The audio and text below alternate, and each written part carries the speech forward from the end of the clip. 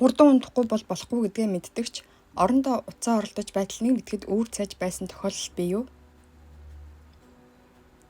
Өглөө бүр байнга л оройтож унтах нь оюун ухаан болон бие махбодод сөрөг нөлөө үзүүлдэг нь тогтоогдсон байна.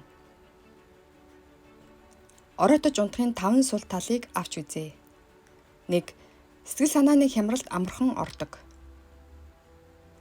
Таны унтах хэмнэл алдагдвал сэтгэл санаач бас сул дорой болдог. Жишээлбэл та магадгүй өдөр бүр шөнийн 3 цаг өнгөртөл гар утас юм уу компьютерийн гэрлийг хардаг бол биеийн доторх цагийн хэмнэл өөрчлөгдөж сэтгэл санаа, оюун ухааны балансыг товтортой хэвэн байлгадаг серотонины дутагдалд ордог.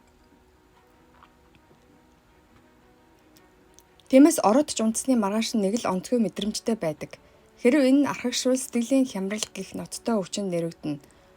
Үүндээ сэтгэлийн хямралтай болсон хүмүүст серотонины хэмжээ маш бага болсон байдаг нь тогтоогджээ. 2. Үрийн шингэний тоог бууруулдаг.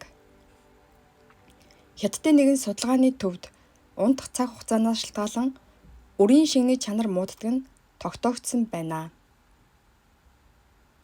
Энэхүү судалгаанд тохиромжтой унтах хугацаанд 7-оос 7.5 цаг гэсэн бөгөөд түүнээс бага цаг хугацаанд унтах тохиолдолд эр бэлгийн эс болон үрийн шингэний хэмжээ 30% буурсан болохыг тогтоожээ. Өөрөөр хэлбэл оройтож унтаад маргааш өглөө нь эрт бос ажилдаа явдаг бол зөвхөн амрах хугацаа багасаа зогсохгүй үрийн шингэний хэмжээч буурдаг байх нэ. 3. Нүүрний арьс барзайдаг.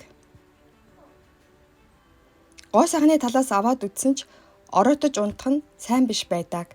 Жишээлбэл оройн 10 цагаас шөнийн 2 цагийн хооронд арсны алтан цаг гэгддэг бөгөөд энэ хугацаанд нам унтаж амрахад цэвэрхэн арьстай болдог.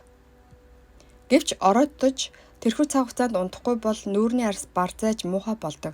Нойрны дутагдал нь нүүр хавгнах шалтгаан болдог бөгөөд нүд бас бүлцээж хавддаг. 4. Зан чанар муутай болдог.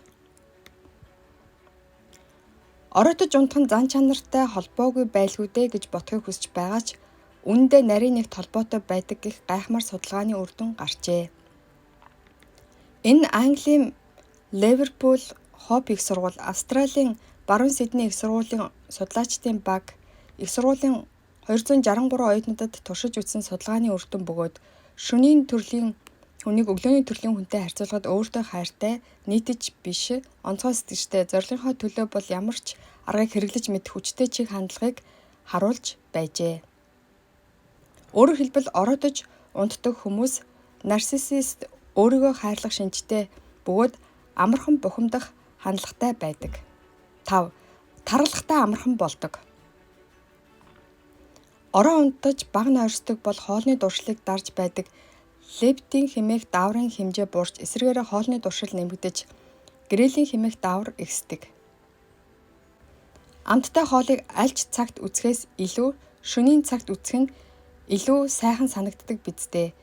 Энэ таны биеэс ялгаруулж буй дааврын нөлөөтэй холбоотой учраас юм аа.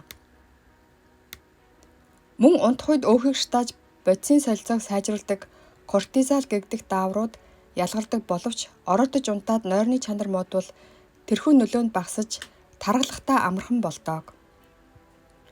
Орчуулан хүргэлээ. Анхаарал тавьсанд баярлалаа. Хэрэгтэй хүнд нь түгээгээрэй.